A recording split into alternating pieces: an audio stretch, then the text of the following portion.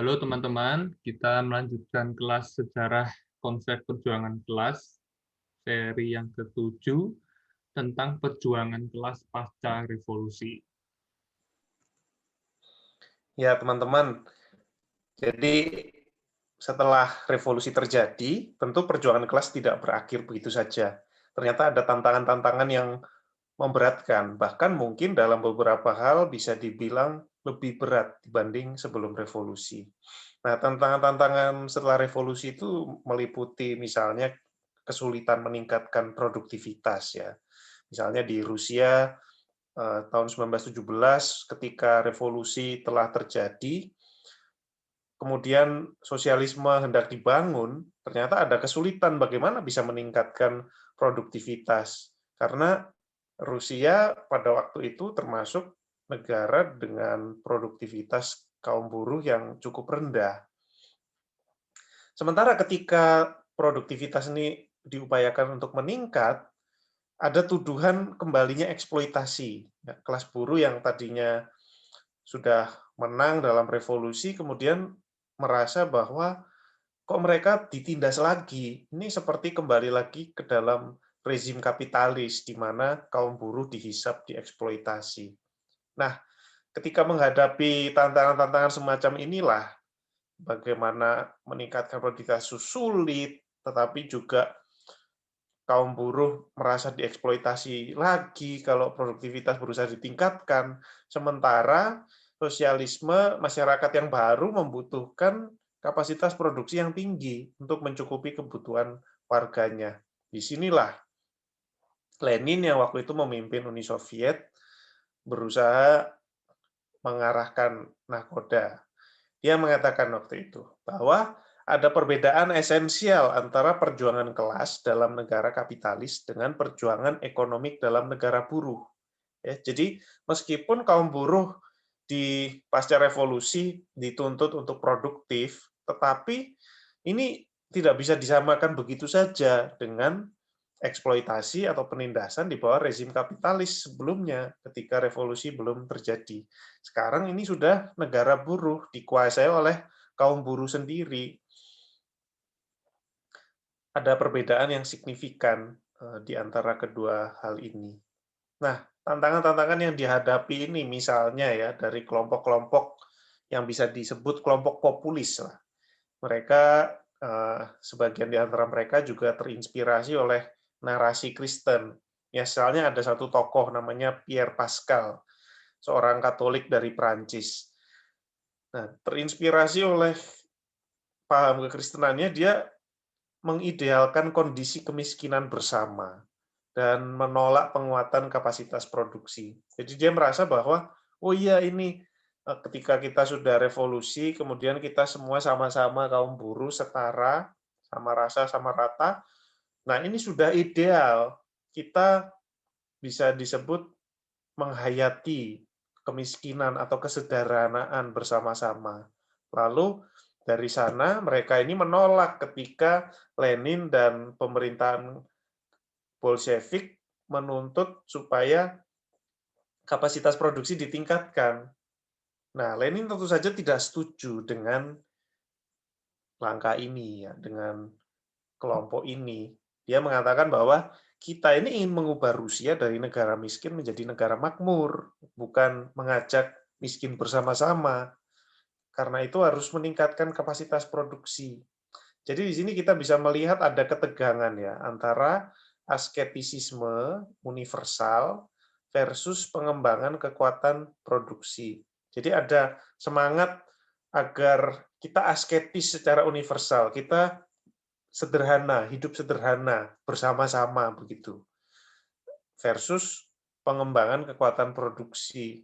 Nah, inilah ada dua pemahaman yang berbeda di sini. Kita bisa melihat ya tentang apa itu sosialisme.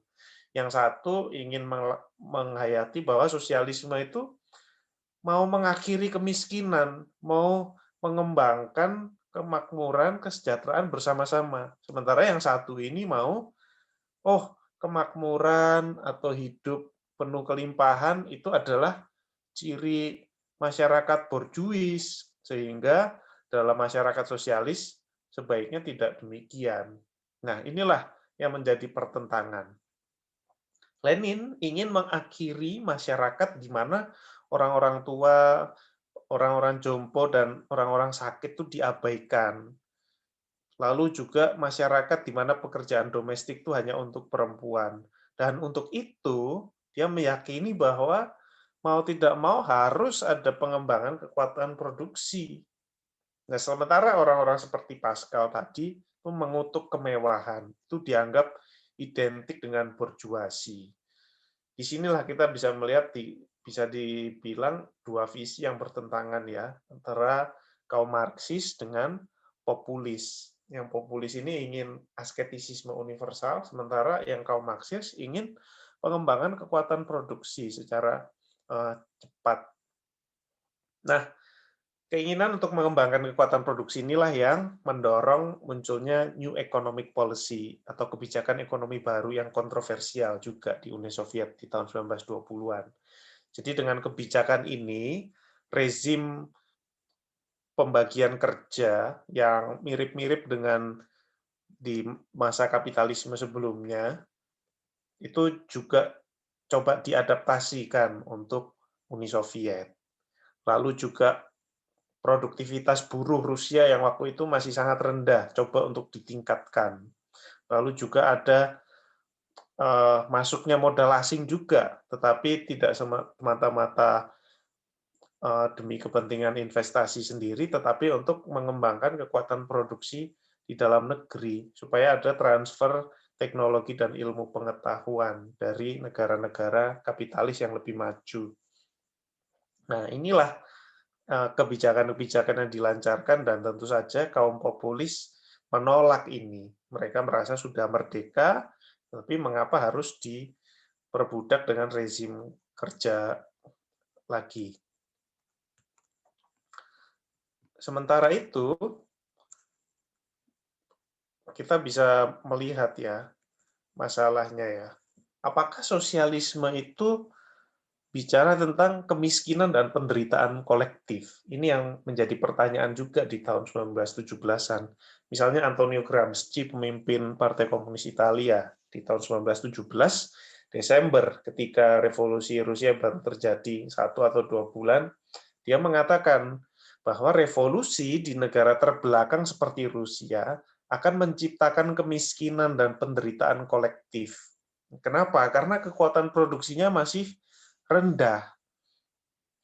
Nah, ini menurut dia akan membahayakan ya.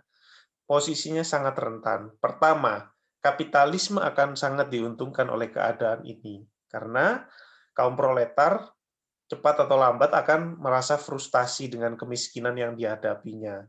Ya, sehingga menimbulkan gejolak dan ketidakstabilan di dalam negeri.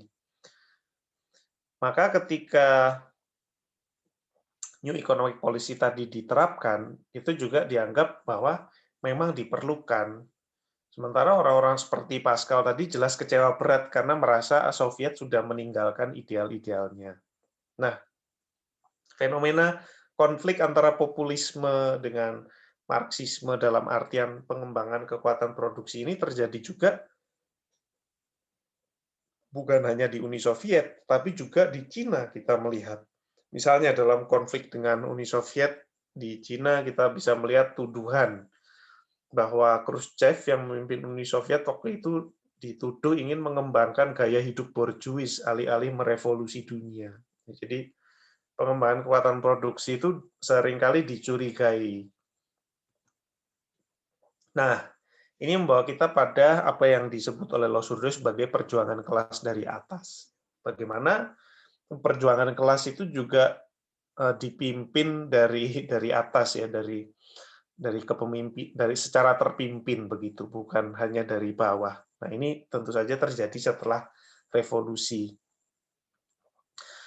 Logikanya begini, untuk mempertahankan revolusi, selain perjuangan melawan pihak kontrarevolusioner, juga perlu perjuangan kelas untuk mencukupi kebutuhan warga, yaitu bisa dibilang perjuangan di level produksi. Nah, untuk mengembangkan kekuatan produksi, mau tidak mau harus mengadaptasi iptek negara maju dan sistem pembagian kerjanya. Bahkan dalam kapitalisme waktu itu kan sistemnya Taylorisme ya. Nah, itu sangat dimusuhi oleh tokoh-tokoh sosialis. Tetapi setelah revolusi terjadi, mereka masih harus mengadaptasi itu ke dalam pembangunan ekonomi sosialis. Kenapa? Karena ada kebutuhan untuk meningkatkan kekuatan produksi. Nah, seperti tadi sudah disebut, produktivitas buruh Rusia waktu itu tergolong rendah, dan ini kemudian menimbulkan protes dari buruh. Langkah-langkah seperti inilah yang kalau oleh kelompok yang bisa kita bilang liberal dalam tanda petik kiri, itu gemar menyebut langkah ini sebagai belokan ke kapitalisme. Ya, seolah-olah dengan menerapkan rezim kerja yang mendorong produktivitas, lalu juga mengoperasikan kembali pasar dalam level tertentu, itu dianggap sudah meninggalkan idealnya. Oh, ternyata bukan sosialis, ternyata bukan komunis, ternyata hanya kapitalisme dengan kedok baru. Nah, jadi untuk memahami hal ini kita mesti melihat juga problem ketimpangan, ya kan? Yang pertama, bahwa kapitalisme itu kan dalam perkembangannya menjadi kapitalisme monopoli ya, di mana kekuatan kapital itu terkonsentrasi betul di wilayah-wilayah inti. Misalnya dalam hari ini ya, wilayah inti itu adalah terutama Amerika Serikat, lalu juga sekutu-sekutunya, Jepang, negara-negara Eropa, dan juga negara-negara dikuasai orang-orang bule. Nah, perkembangan kapitalisme monopoli ini mengakselerasi ketimpangan kekuatan produksi antara negara di dunia. Jadi, timpang sekali antara kondisi di Amerika Serikat misalnya dengan di Indonesia. Demikian juga dengan pada waktu itu, semakin terkonsentrasi kemajuan dan perkembangan teknologi di negara-negara Eropa dengan di Rusia yang terbelakang pada waktu itu. Nah, ini sangat membahayakan masa depan sosialisme. Kenapa? Karena seluruh kekuatan imperialisme yang mana seluruh kemajuan itu terkonsentrasi di wilayah-wilayah inti, itu akan diarahkan untuk menjatuhkan Soviet. Sehingga tanpa percepatan kemajuan di Soviet, ya dia akan dengan mudah sekali dihabisi. Maka solusi dari Lenin adalah waktu itu dia misalnya ya mendorong insentif lebih bagi tenaga spesialis. Nah, ini yang kemudian menimbulkan ketimpangan. Jadi dia mendorong bagaimana supaya tenaga-tenaga spesialis ini diupah lebih. Nah, ini tentu saja menimbulkan ketimpangan upah dan tidak semua kaum buruh suka dengan hal ini. Dianggap juga meninggalkan idealisme. Tetapi masalahnya adalah bagaimana kita mempercepat kemajuan tanpa adanya insentif seperti ini. Demikian juga bisa kita lihat ya dengan apa yang dicoba di Cina dengan reformasi ekonomi Deng Xiaoping yang sering dianggap sebagai kontrarevolusioner. Misalnya dia juga bergumul dengan hal ini dan berusaha meningkatkan kapasitas produksi secara luar biasa. Tetapi ketika ini diterapkan, ya mau tidak mau bagi dia adalah akan muncul ketimpangan-ketimpangan baru. Misalnya kalau di Cina adalah ketimpangan wilayah pantai dengan tengah. Misalnya hari ini kita bisa lihat Shanghai itu adalah salah satu kota yang paling modern di dunia. Sementara di bagian-bagian wilayah tengah Cina itu masih sangat ya jauh ketinggalan. Baru sekarang ini kemudian berusaha untuk juga ditingkatkan. Jadi ada dua problem ketimpangan di sini. Yang pertama, ketimpangan posisi negara yang berkembang dengan negara kapital monopoli, negara inti kapital monopoli, sementara dan yang itu menuntut percepatan kemajuan kapasitas produksi di negara sosialis, sementara ketika negara sosialis berusaha mempercepat kemajuan atau kekuatan produksinya, ya mau tidak mau ada efek sampingnya, yaitu munculnya ketimpangan-ketimpangan baru.